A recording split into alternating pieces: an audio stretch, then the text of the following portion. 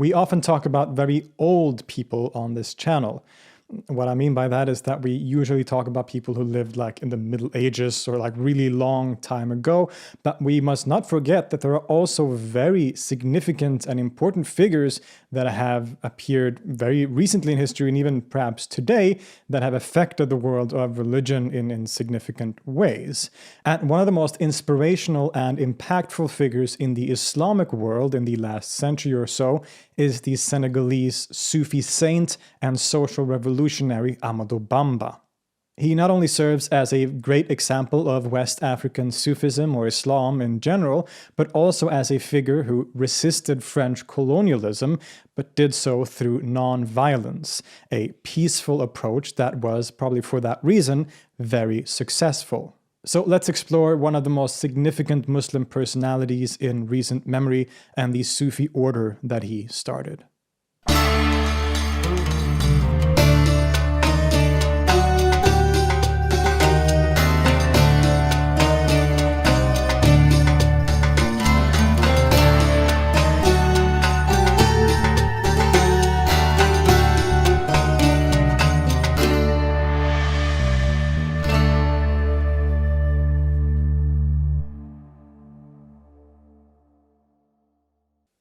Islam in West Africa is a really fascinating topic, especially when it comes to Sufism.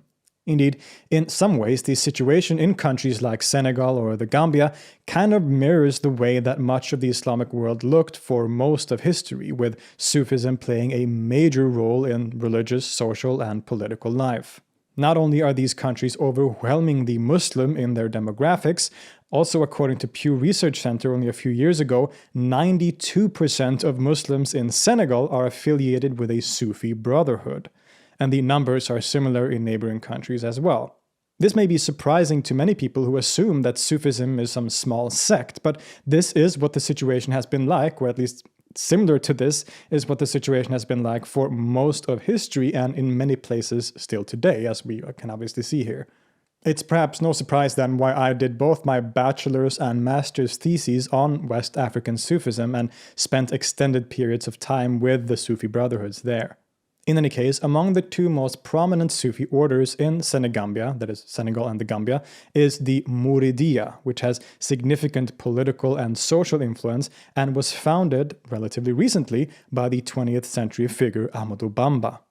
In most ways, the order is based on his teachings of nonviolence, peace, education, and an emphasis on a strong work ethic, and is still led by his descendants to this day. I've actually met one of his grandsons myself, just a little side note bragging. Anyway, who was Ahmadou Bamba then? Let's explore his life and his teachings. Ahmadou Bamba Mbake was born in Senegal in 1853, in what were very uncertain and unstable times. His birth and upbringing coincided with some very significant events in the country, primarily the gradual colonization and takeover by France, who would come to rule the region for the better part of a century. In other words, Bamba grew up in an environment that was filled with conflict, war, and tensions. The French colonial power started a program of assimilation where the locals were put in French schools to learn the French language, conform to quote-unquote French culture, and eventually become Frenchmen, hopefully. This naturally also comes with an eroding and erasing of much of the local traditions and cultures. As you might imagine, and as is usually the case, the Senegalese people weren't very happy with these developments, and various forms of resistance erupted. Senegal at this time was a diverse place. There were many different tribes and tribal chiefs, both pagan and Muslim, that ruled different regions. Islam had made its way into the area gradually over the centuries, but really started to gain a foothold when the different Sufi orders started to make headway there. In the late 18th century, the Qadri order started spreading in Senegal, and in the 19th century, the Tijaniya also became very popular. Reactions from Muslim spiritual leaders and scholars, or marabouts as they are often known there, to the arrival of the French would vary. Some were more positively inclined towards the French, or at least promoted peaceful coexistence rather than active resistance, such as the popular Tijani figure Al-Hajj Malik Si, and many other Qadri sheikhs as well. Others, however, chose to fight back in the form of armed jihad to drive out the occupying Europeans. Ahmadou Bamba and his family lived in a region that became a hotbed for this activity. Various religious and political leaders took up arms against the French and a lot of violence erupted. Not only did the locals fight the French, but various tribal chiefs and local rulers also started fighting each other over land or influence, sometimes as proxies for the other sides who were fighting. It was a mess in many different ways. Growing up, Ahmadou Bamba would have witnessed firsthand the devastation and ugliness of war, and he even lost family members, including young siblings. His family were not warriors. Indeed, Bamba came from a line of religious scholars, and his father was a very well-respected expert on the Quran and Islamic law. At a young age and in the midst of all the chaos, Ahmadou was given a thorough education in all the religious sciences, memorizing all of the Quran, studying the hadiths of the Prophet, and learning the principles of jurisprudence, especially the Maliki school of law that was most prominent in this region. He would also study Sufism to some degree, but that journey would begin in earnest later on. Even though he and his family stayed out of politics as such, they were kind of drawn into the conflict anyway when his father was given the position of judge and chief advisor to Lat Jor, a local king who became one of the key and last players in armed resistance against the French. As Ahmadou Bamba reached early adulthood and became something of a scholar himself, he worked as assistant to his father in this position, although later chroniclers will often state that he was very unhappy with the fact that his father was working so closely with a political figure and only supported him because of filial piety, essentially. Already very knowledgeable and with a real talent for rhetoric, Bamba had already sort of started having people come to him for answers to their questions. People were drawn to him, his character, and his wisdom. Even at this point, sources claim that he was showing some serious interest in spiritual matters. He would often go away into nature for extended periods to contemplate or to pray. He had also already started to write spiritual poetry in Arabic, something that he would become very famous for later. But it wasn't until his father's death in 1883, when he would have been 30 years old, that Bamba's spiritual quest really started for real, so to say. He seems to have immediately sort of broken ties with all the political leaders, including La Dior, and instead went on a spiritual journey. He had already been initiated into the Qadiri Sufi order either by his father or his uncle, and was of course involved with Sufism because basically everyone was. But at this time, he started taking this path very seriously, and he even went on a journey. He traveled away to Mauritania, which was a center for scholarship and a center also for Sufism at this time. In these travels, he perfected his knowledge of the religious sciences even more and focused especially on Sufism, or tasawwuf in Arabic, the mystical or inner purification of the heart to reach intimacy with God. He met with many sheikhs or masters, including one of the foremost teachers of the Qadiri order, and trained under them until he himself had become a sheikh, a spiritual master. But it is said that he was also initiated into several other Sufi orders at this time too, the Shadiliya and the Tijaniya. In other words, he really became deeply involved in Sufism. Once he had returned to Senegal and his family, he did so no longer just as a respected scholar, but as a realized Sufi teacher who immediately started attracting devoted followers. This is the start of the community that would eventually grow into one of the most major Sufi brotherhoods in the world.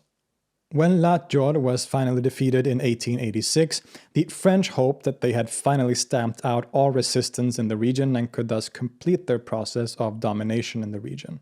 In some ways, they were right, because it is from this point that they essentially held absolute power over all of what we call Senegal today. But as Ahmadou Bamba started to amass an increasing number of followers and thus gaining an incredible amount of power, the French eventually started getting really nervous about him. As his reputation spread, his status increased even more. Through his spiritual charisma, knowledge of the religion, and devotion to the Prophet Muhammad, he soon started to be considered the Mujaddid, or reviver of the religion for that century. So for context, there is a hadith that states that in every century there will come a reviver that will, revive the religion of Islam. And many of his followers considered Ahmadou Bamba to be that reviver for that century. Not only this, but he was also considered the Qutb al-Zaman, or the pole of the age, a title of spiritual pole of the world around which everything turns, as well as being called the Khadim al-Rasul, the servant of the messenger, referring to his devotion to the Prophet Muhammad in particular. And indeed, Ahmadou Bamba had not just amassed a group of followers. In a way, he had actually started a movement of education and spiritual development that aimed to transform its followers. There are many stories about his practices and teachings at this time. He would often go away on long spiritual retreats by himself. He would also spend time teaching his followers and instructing them on the spiritual way. He would also set up his system of education, and he would write a lot of poetry. This poetry is often very instructional, so sort of instructions again on this, how to follow the spiritual path, but also a lot of praise poems to the Prophet Muhammad or to God. As part of this spiritual mission, he founded 2 cities or villages at that time, one which was called Darussalam, the abode of peace, and another called Tuba, which means blessing and is probably referring to a tree in paradise in the Islamic tradition called Tuba, which in Sufism has often come to represent spiritual perfection. Especially the latter city, Tuba, was very dear to Bamba. He had been looking for a place to found a spiritual center and found it when he was out on a retreat and suddenly had a vision of light while he was praying under a tree. Subsequently, he founded the city Tuba there, which became the center of his movement from then on. He commemorated the founding of the city with the following verses, quote, "O God, my Lord, I pray unto you to make this blessed city a place of peace and safety by the grace of the Prophet. I pray unto you to make this blessed city a place of worship, faith, and righteousness, and a place to acquire knowledge. I pray unto you to make this city a garden of Eden for every worshipper, and a place guarded from every outcast demon. I pray unto you to make this city a place which will grant the benefit of the pilgrimage to any believer who wants to go to Mecca but cannot afford it. I pray unto you to forgive the past and future sins of the dwellers of Tuba and of whosoever visits it in search of fulfillment.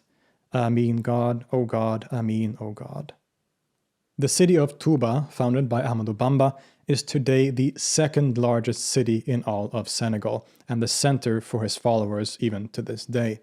In a way, you can kind of understand why the French were a little nervous. Here's this marabout, or religious leader, who is gaining more and more followers and founding cities basically out in the middle of nowhere, where all of these followers can gather together to listen to his teachings. Some French-friendly locals in the region reported, probably accurately, that Bamba could have amassed an army of thousands of people at any time if he so wished. Even though informants for the French reported that Bamba was benign, they still saw him as a great threat to their power. A marabout with this much power could very easily turn into another movement of armed jihad or resistance. The thing is, they weren't entirely wrong. Ahmadou Bamba was indeed engaged in jihad, even to some degree jihad against the colonial powers, and he claimed so himself. But his jihad was not one of armed conflict or war. Instead, his was a jihad of non-violence, a jihad of the soul, and as he called it, a jihad of the pen. Here it is useful to get a bit of a broader perspective of what jihad actually means, because I can feel that some of you are a little confused right now. Jihad does not translate to holy war, as I'm sure most of you know. It literally means struggle or striving and can refer to many different things. In the Quran, jihad is basically never used to refer to war or violence directly. Instead, jihad in general means to strive for one's religion. That can mean to strive or struggle for peace, of being kind. There is environmental jihad, that is fighting against climate change. The Sufis in particular like to use the term jihad and nafs, or the struggle against the self or the ego, to denote the spiritual struggle of fighting your negative drives and ego-driven behaviors and to purify the soul. And jihad can also mean struggle in the form of armed struggle or war for the sake of religion, which many people are familiar with. That is indeed one aspect of what jihad can mean. Now, we can talk more about the concept of jihad in a separate episode dedicated to it, but what is important to remember here is that jihad is a much broader term than what is usually imagined, and armed conflict is only one of those meanings. So in this way, Ahmadou Bamba was fighting a jihad, but it was a jihad of education and refinement of character. For the rest of his life, he would stay devoted to a non-violent cause as the only alternative to reach a peaceful society in this case, making him similar to other 20th century figures like Gandhi and Martin Luther King. The practical part of his jihad was based on education. The movement he had started, and which was centered in places like Darussalam and Tuba, was one based on an educational system called tarbiyah. It was not only a Sufi order in the traditional sense, a master-student relationship where these students would travel on the spiritual path to intimacy with God. It was that too, but also a much more comprehensive system where the students were educated in the basics of the religion. They were taught things like Quran and Hadith, the jurisprudence, but also a deeper spiritual education aimed at transforming the person and society from the inside. Through the Sufi technologies of the heart, this would create a firm basis for ethical human beings, people who were kind, righteous, and embodied all the positive aspects of the Islamic ideals.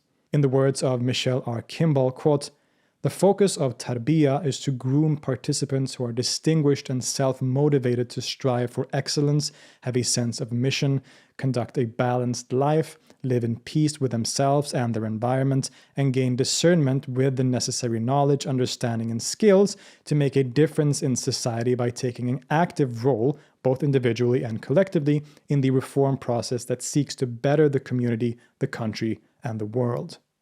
Ahmadou Bamba's movement was also one that was radical in other ways for the culture in the region at the time. He would take on basically anyone as a student, and progression in the hierarchy was based on merit and level of devotion rather than social standing in the sort of caste and tribal system of Senegal. Slaves and griots, local musicians and praise singers, could become sheikhs and masters. Basically, anyone was welcome as part of his movements, the members of which were known as murids, a common word in Sufism meaning something like student, or more literally a seeker after God. It is also this designation that became the basis for the name of the order that he founded, the Muridiyya, or Murid order. Even though Bamba was a renunciate to some degree, and Sufism obviously involved a certain level of asceticism, his brotherhood was also one that emphasized an active participation in society. Bamba himself had a family, and he encouraged his followers to have a profession to be able to provide and nurture for their families. This was important in order to live a fully spiritual life, according to him. In particular, the Murids became known for their strong work ethic and their prominence in producing peanuts. It is true that the Murid community had a certain level of self-sufficiency as one of its goals. All of this not only worried the French, of course, but also angered a lot of the local chiefs and leaders who didn't like that Bamba was collapsing some of the hierarchies and sort of caste system that existed in this region at the time. And so they all sort of gathered together to paint him as the enemy. Many of the locals reported to the French that Bamba was gathering weapons to prepare for war. And even though, the French sent people to search through the communities, the community of Ahmadou Bamba, they found nothing, but still the process had already started. That is, Ahmadou Bamba was a threat to the colonial powers, and something needed to be done about it. This culminated in 1895 when the French decided to have Bamba arrested and tried. This starts a new phase in his life, a phase when he not only passively fights his jihad of the pen, but starts being actively persecuted by the colonial powers and yet continues to fight his non-violent pacifist struggle against them. His dedication to this cause is clear from his own statements, in which he makes it clear that his understanding of Islam and his dedication to the Prophet is what is ensuring him that non-violence is the only correct path.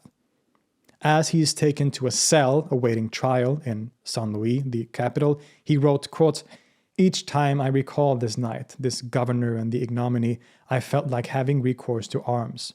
But Al-Mahdi, the eraser of sins and pains, the Prophet, peace be upon him, forbade me." And, quote, "The most worthy of gratitude, who is worshipped for the sake of his face. These texts were a spiritual education from the living God who never dies, the one who guarded me from using weapons against the aggressor." He indicates that in the greatest moments of oppression and humiliation, he did indeed feel the urge to raise arms, to fight back, perhaps violently, but he chose not to because, quote, the Prophet forbade him. In other words, this was the only way for him, according to his understanding of correct Islamic orthodoxy. I like this because it nuances his character. He wasn't some black and white figure. He didn't consider violence to never be appropriate, but that it was not the answer in this case, or probably in most cases. He had seen enough violence growing up. He had seen how war destroyed families, destroyed people, and even religion. Fighting war and using violence was even detrimental to Islam. It wouldn't lead to the spread of the religion, but to the opposite. It would lead people away from it. He is thought to have said, quote, "The scuffles that you lead, you and those like you who attempt to wage holy war, will lead you only to an irremediable loss." Despite this, and strangely in hindsight of course, the French still saw him as too much of a threat and decided to send him into exile to the jungles of Gabon, where condemned people were often sent with the assumption that they would not survive. They couldn't execute him because that would make him a martyr, of course, so this was the best option according to the French. But even though it seemed to calm down his movement at first, it also kind of backfired on them. Today, the day Bamba was arrested and subsequently sent away into exile, is celebrated by Murids as a turning point when Bamba started the journey to spiritual perfection. Indeed, the 7 years that he spent in the jungles were spent in even more intense spiritual practices, which, according to Murids, resulted in him reaching the highest stages of sainthood. In Gabon, he also wrote some of his most famous works of poetry.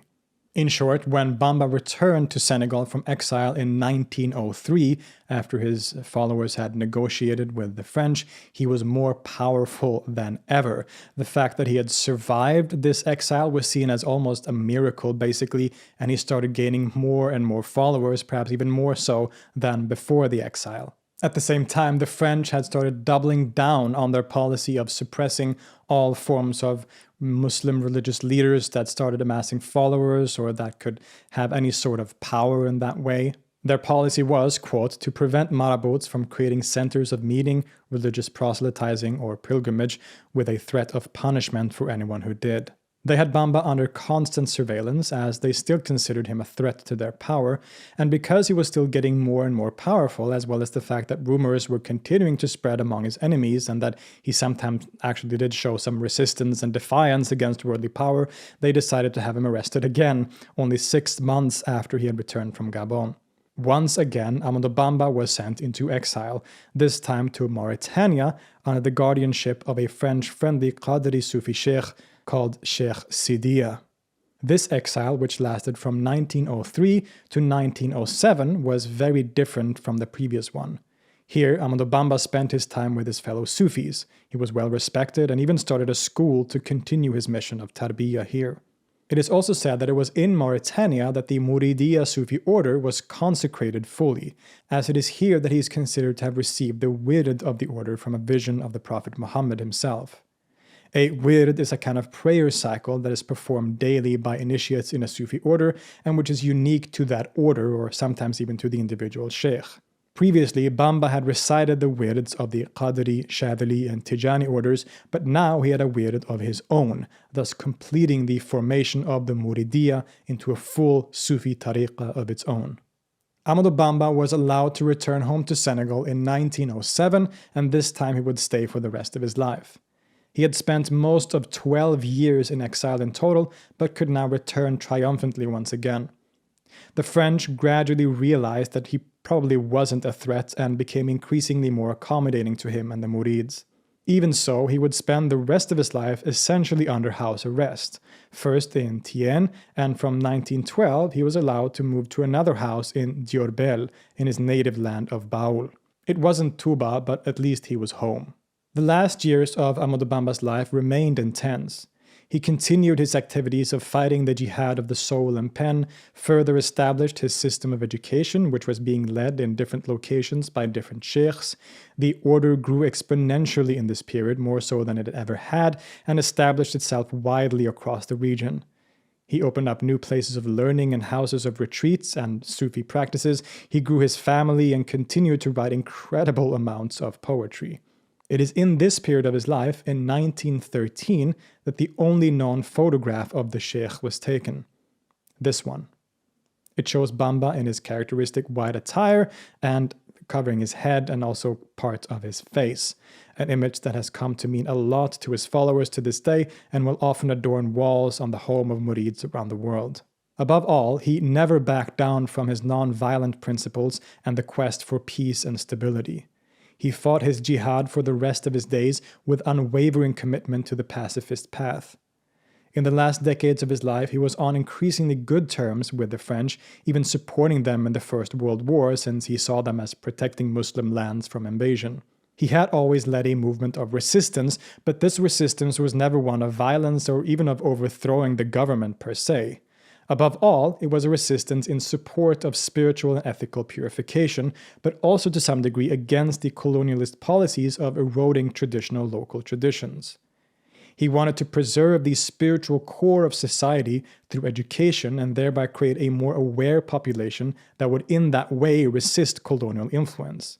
Not by taking over the government directly or something, but as a gradual transformation of society from the inside, and most importantly, by peaceful means.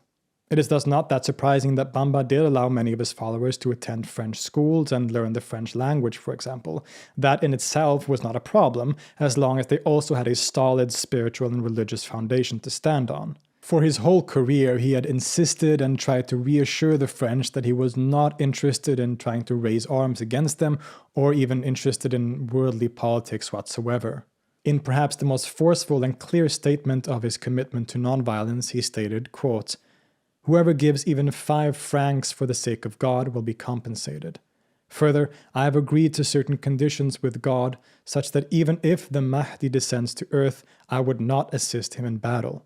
I will not kill neither scorpion nor serpent nor anything that is living. According to the direction I have taken, it is absolutely forbidden for me to shoot from a weapon, such that even if the Mahdi were to arrive and if I were to take up arms, my mission would be lost." Bamba says in a poem, quote, "O my Lord, spare me the harm of all the creatures and protect them from any harm that may come from me."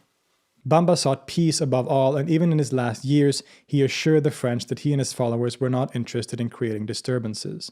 Quite the opposite, actually.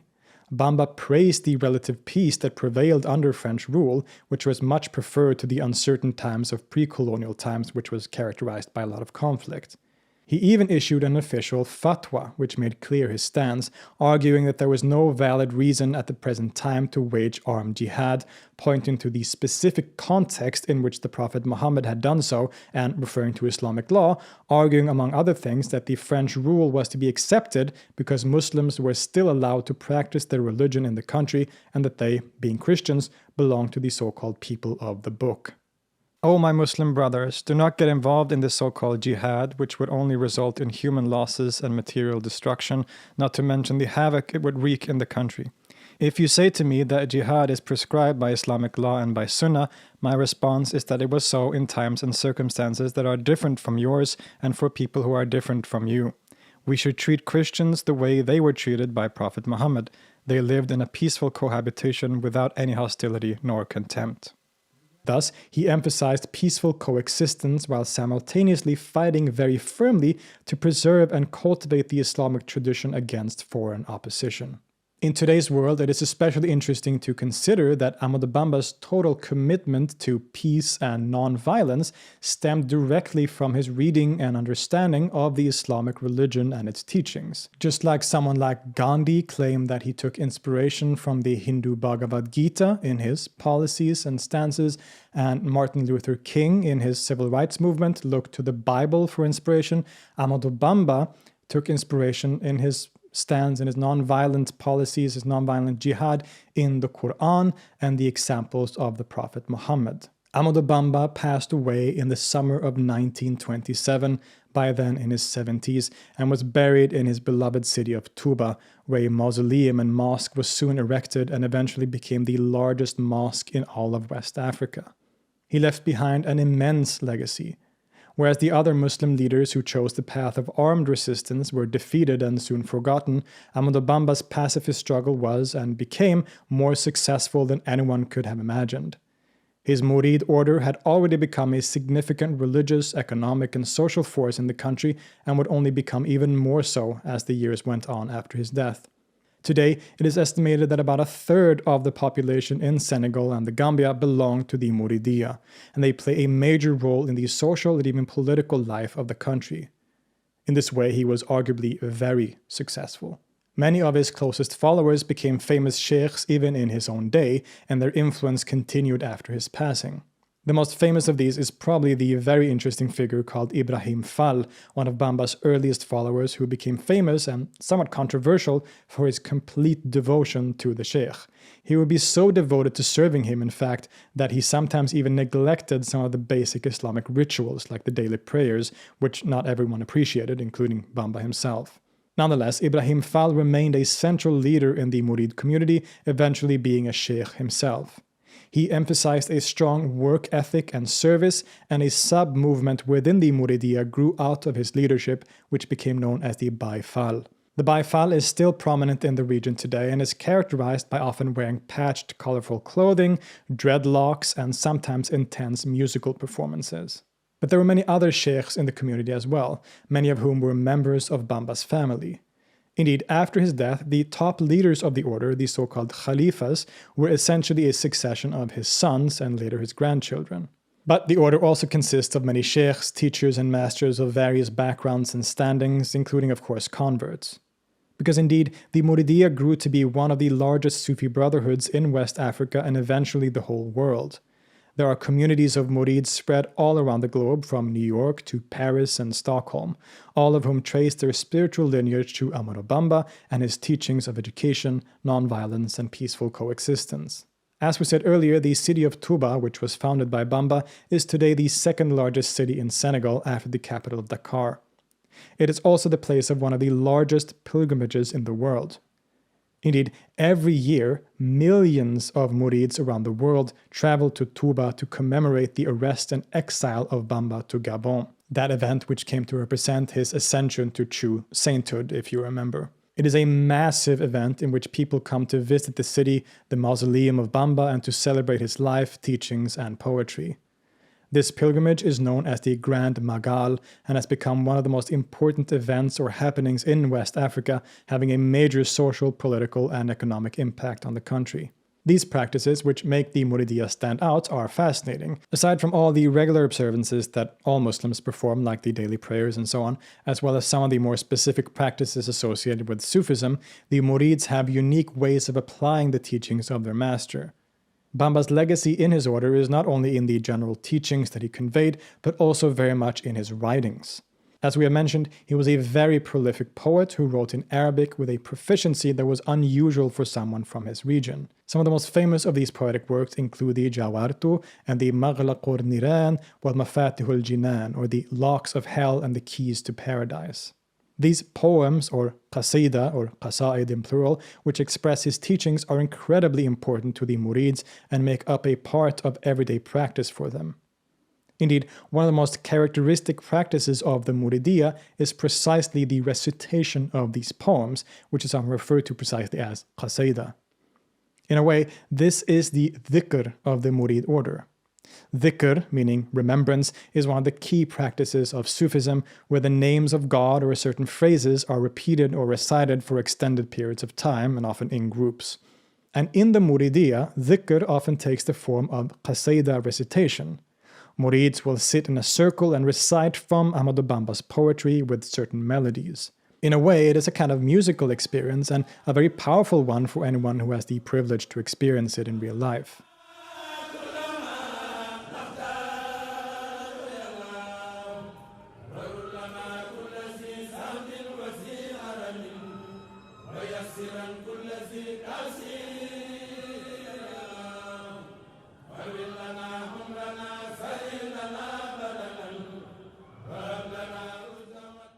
Just like with dhikr, Murids have often told me that reciting the qasida is kind of like a meditation, right? They can often sit for many, many hours reciting continuously, and that this is almost like a meditation, that you feel refreshed afterwards.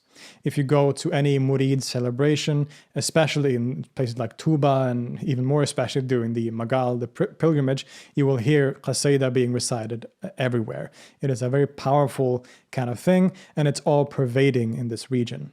And not just in the sound of the poetry and so on, but also visually. If you visit Senegal or the Gambia, you will find pictures of Bamba, artistic representations of the famous photograph or other representations of events from his life, often painted on houses. You will see Ahmadou Bamba on houses, you will see him on cars. The photograph of Bamba can also be sort of hanging in a car. He is everywhere, right? Everyone respects him a lot, and the visual image of Bamba is also considered to have a kind of to contain what is known as baraka in Sufi terms, a kind of blessing, right? So you'll see this image everywhere. The same is true, for example, in popular music. A lot of the most popular artists in Senegal or the Gambia belong to the Murid order. For example, the very famous artist and peace activist Youssou N'Dour belongs to the Murid order, and he even made an album in 2004, I believe, called Santa Yalla, or released internationally as Egypt, which is an album that is dedicated specifically to Ahmadou Bamba, to the Murid order, and to the Sufi orders and marabouts in West Africa in general. It's a beautiful album. It was actually awarded a Grammy Award, I think, back then, and it's really worth checking out if you're interested in the topic. In 1960, Senegal declared independence from France and has since formed a very unique political structure. The Sufi orders have and still do play a major role in Senegambian society, and this is perhaps especially true for the Muridiya. As I mentioned, leadership of the order has been carried on by Bamba's descendants since his death, and these marabouts have a lot of power and popularity. The Murid order in general is a significant force in society, an economic powerhouse given, for example, their production of peanuts, and a social one because such a large portion of the population are devoted to the marabouts. These dynamics has led to the fact that during colonial times, but especially since independence, Senegal and the Gambia has formed a very unique kind of social system, one that is somewhat similar to certain earlier examples from Islamic history, but is very unusual today. In Senegambia, basically everyone in the population is connected to a marabout from one of the four major orders, the Tijaniya, Muridiya, Qadiriya, and the Layen order. The marabouts are not only spiritual and religious guides, but are significant for the social cohesion of the people as well. They can, for example, support their followers financially if someone is in trouble, and other such direct involvement with the people. Thus, even though Senegal, for example, is technically a secular democracy, the government holds a great respect for the marabouts, and they actually play a pretty important role in politics. In fact, the system in this region is one where the secular government is at the top, but then the marabouts function almost like middlemen between the political leaders and the population, representing the religious and spiritual foundation in a mutual relationship. In a way, they thus have a significant level of indirect political influence and power. An example of this is that political candidates often travel to Touba to ask for the blessings of the Murid marabouts before running, or also sometimes visiting them after winning an election to thank them. This gives the politician legitimacy on a certain level by connecting himself with the religious and ethical teachings of Islam. In the same way, the politicians will in turn often support the marabouts and their followers monetarily and otherwise, creating a kind of symbiotic relationship. Many political commentators argue that this political system, with a symbiotic relationship between religion and secular politics, is one of the factors behind the fact that Senegal has been and remains a relatively very functioning democracy and a stable society in many different ways. It isn't a secular model where there is a complete separation of church and state, like in many other places, which would be very alien to this culture and this region, but neither is it a theocratic model like we see in places like Iran.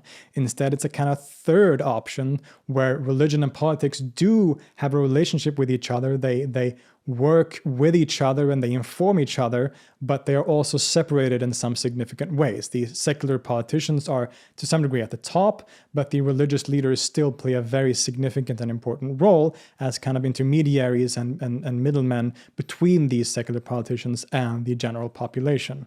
Senegal has developed its own way of doing things, which seems to be working really well. The religious leaders themselves and the population, most of them want the state apparatus to remain secular, but the fact that the marabouts and religious leaders, the Sufi leaders, still has such an incredible influence and power ensures that religion still plays a very important role in society. According to Leonardo A. Villalon, quote, as well-organized institutions with an extraordinary high degree of popular legitimacy, based both on an ideological religious foundation and on their responsiveness to political concerns, the orders have been able to provide Senegalese society with a degree of strength in the interactions with the state, which is virtually unparalleled elsewhere in Africa.